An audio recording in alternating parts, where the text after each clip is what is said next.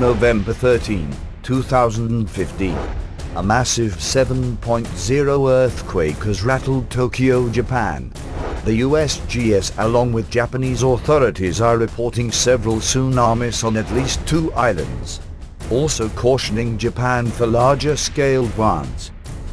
Now I tell you before it comes, but when it is come to pass, ye may believe that I am he. June 14, 2015. Prophecy, June 14, 2015. In this spirit, the Lord reveals a massive earthquake upon Japan region shortly. It is wise to take all precaution where possible.